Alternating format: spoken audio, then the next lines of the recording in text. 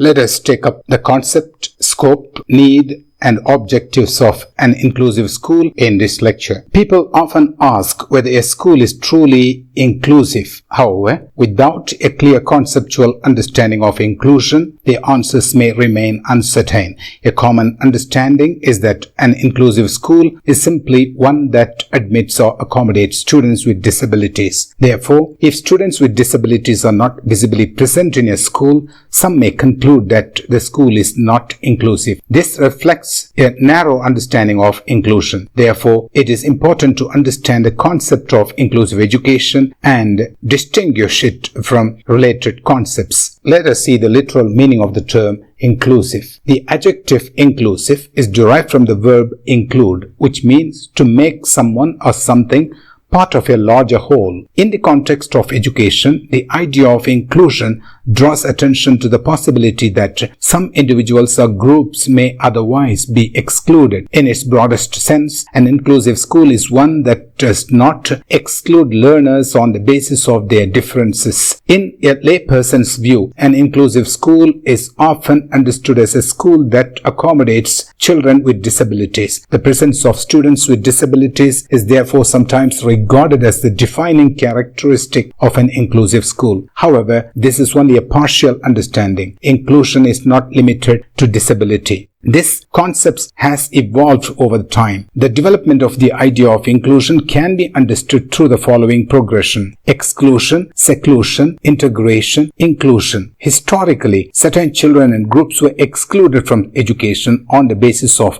gender, social class, economic circumstances, disability, cultural practices, and other factors. Later, separate educational arrangements and special schools were established for certain groups, particularly children with disabilities. These arrangements provided education, but generally in separate settings. Over time, through the efforts of activists and influence of international declarations, conventions, national laws, and educational policies, children with disabilities increasingly began to enter regular schools. However, placing learners in regular schools did not always bring about genuine inclusion. Often, learners were given access to the school, but the school itself remained largely unchanged. It is now recognized that access alone is not sufficient. Learners must also be enabled to participate, learn, develop, and succeed. Therefore, the concept of inclusion has moved from simply bringing learners into an existing system towards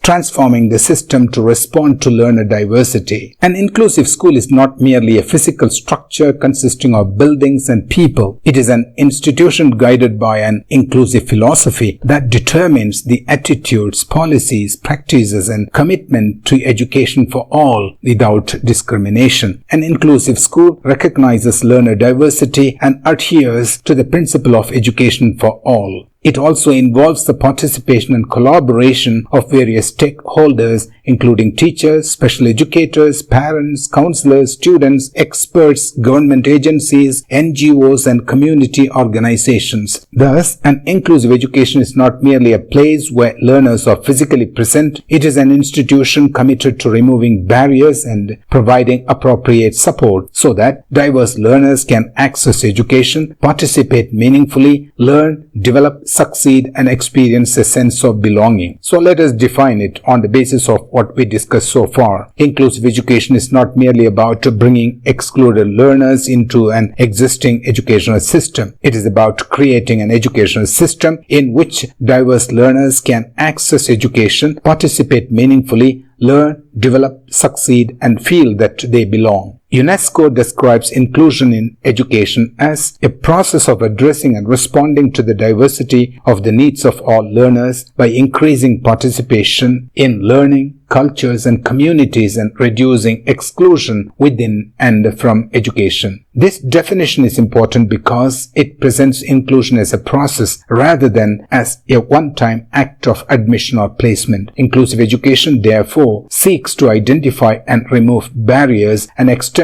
across areas such as curriculum, pedagogy, and teaching. An inclusive school is an educational institution that puts these principles of inclusive education into practice. Let us go to the next subtopic, scope. Scope of creating an inclusive school encompasses the various legal, policy, institutional, administrative, human, infrastructural, educational, financial, technological, and support-related areas that need to be considered in establishing and continuously developing an inclusive school. The major areas include rights, laws, and policies that may include constitutional provisions, the Right to Education Act 2009, the RPWD Act 2016, NEP 2020, and related policies and schemes. Next, institutions, authorities, and agencies. This includes government departments, regulatory bodies, affiliating and recognizing authorities, teacher education institutions, NGOs, and other support organizations. 3. School leadership and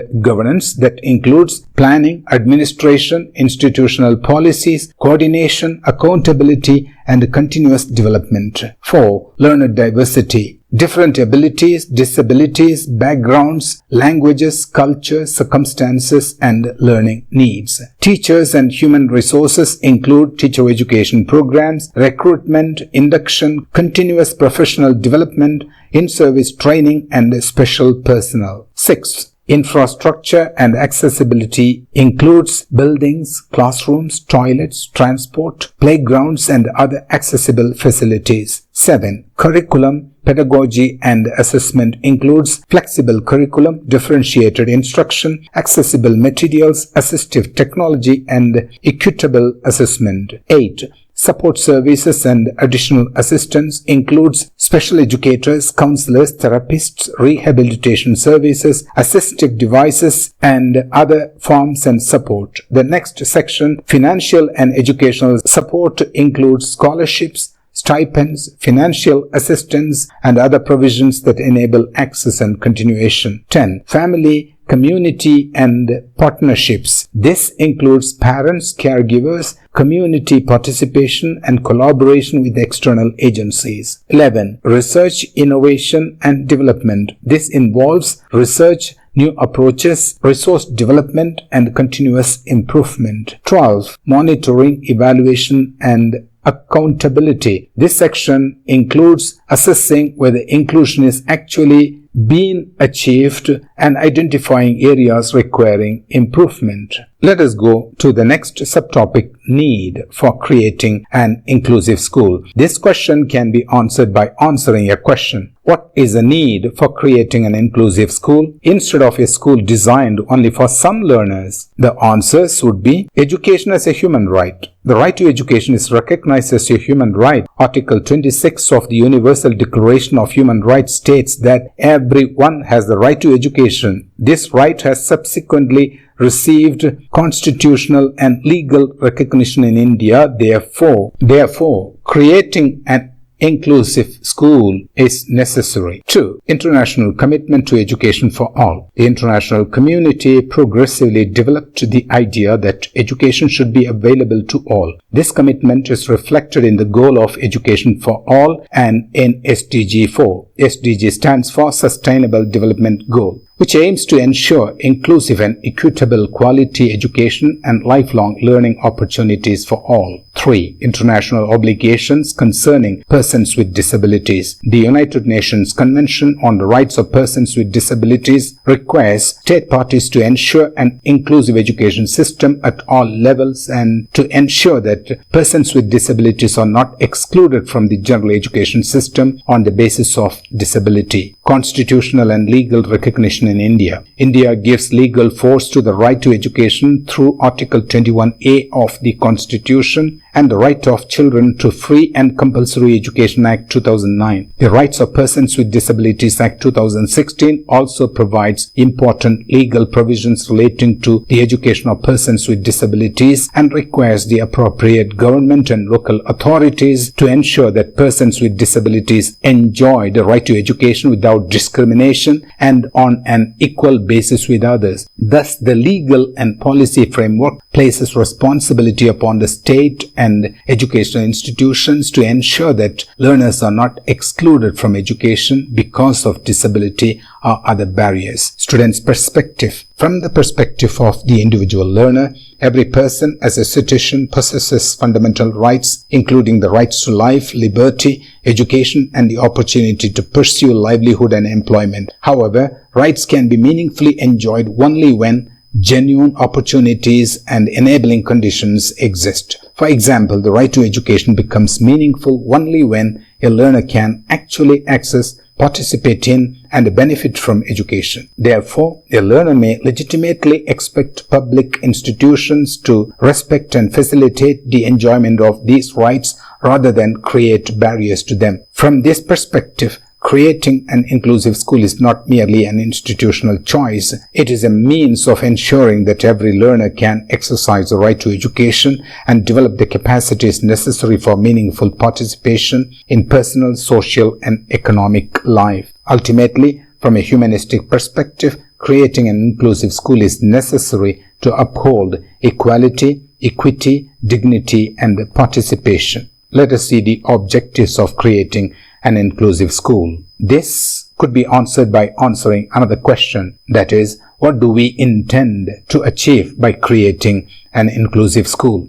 The objectives are therefore the intended outcomes or purposes that guide the creation and functioning of an inclusive school. The major objectives are to ensure meaningful access to education for all learners, to remove barriers to learning and participation, to provide appropriate support according to diverse needs, to ensure meaningful participation in school life, to promote learning, development, and achievements, to create a sense of belonging, to prevent discrimination and exclusion, and to prepare learners to participate in an inclusive society. With this, we will conclude this lecture. Thank you.